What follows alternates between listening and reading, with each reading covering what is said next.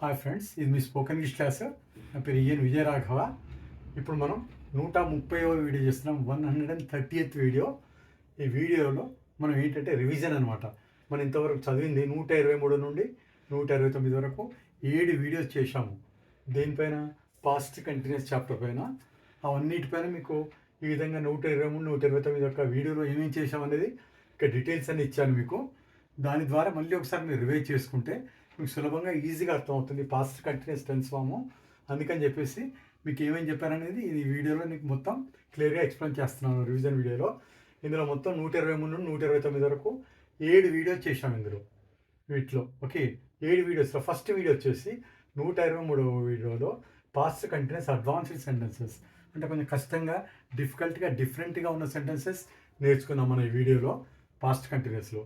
రెండవది వచ్చేసి 124వ వీడియో. 124 వీడియోలో 5 రకాల వాక్యాలు, అంటే మామూలు వాక్యాలు, ప్రశ్న వాక్యాలు, లేదు కాదనే వాక్యాలు, మరి లేదు కాదనే వాక్యాలు, ప్రశ్న వాక్యాలు, తర్వాత ప్రశ్న పదాలు. 5వది వచ్చేసి వాట్, విచ్, వెన్, వేర్, వీటితో ఎలా క్వశ్చన్ చేయాలి. అయితే 5 రకమైన వాక్యాలు మనం మామూలుగా 5 టైప్స్ ఆఫ్ వాక్యాలను 124 వీడియోలో నేర్చుకున్నాం మనం. ఓకే, ఈ 125 వీడియోలో మనం అయితే నేర్చుకున్నామో 5 రకాల వాక్యాలు, ఆ వాక్యాలకు హోంవర్క్ ఇచ్చానమాట మీకు ప్రాక్టీస్ చేయడానికి. పర్ఫెక్ట్గా మీరు ఇంకా బాగా ట్రై చేసి మీరు ఖచ్చితంగా నేర్చుకోవడానికి, రాయడానికి, అవన్నీ ప్రాక్టీస్ చేయడానికి మీకు హోంవర్క్ ఇలాగా ఇచ్చాను నేను. 5 టైప్స్ సెంటెన్సెస్. మళ్ళీ హోంవర్క్స్కు మీకు ఆన్సర్ అనేది 126వ వీడియోలో ఆన్సర్స్ ఇచ్చాను. దేని 125వ వీడియోలో ఉండేటువంటి యొక్క హోంవర్క్ 5 రకాల వాక్యాలవి ఆన్సర్స్ మీకు 126వ వీడియోలో ఇవ్వడం జరిగింది, జవాబులు. అవన్నీ కూడా మీరు బాగా ప్రాక్టీస్ చేశారనుకుంటాను. నెక్స్ట్ వచ్చేసి 127వ వీడియోలో మనం కన్వర్జేషన్ చేసాం అనమాట, అంటే సంభాషణ.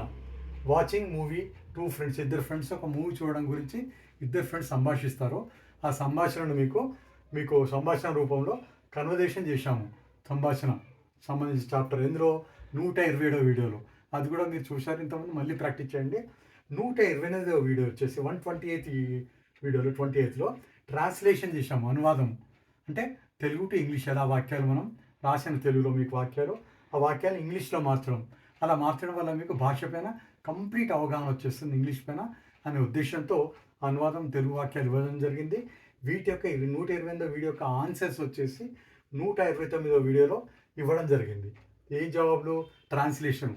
మీకు ఈ రెస్టారెంట్కి వెళ్తారో ఫ్రెండ్స్, ఆ రెస్టారెంట్కి వెళ్ళినప్పుడు వాళ్ళు అక్కడ ఏం జరిగింది, ఏందనే యొక్క విషయం జరిగిందని సంఘటన గురించి ఓ వాక్యాలు కొన్ని ఇవ్వడం జరిగింది మీకు. వాటిని ట్రాన్స్లేట్ చేయడము, వాటి యొక్క ఆన్సర్స్ అన్నీ మీకు మళ్ళీ 169వ వీడియోలో ఇవ్వడం జరిగింది. I hope you have understood very well all these videos, 123 to 129th video. They are very useful for you to express past continuous very perfectly.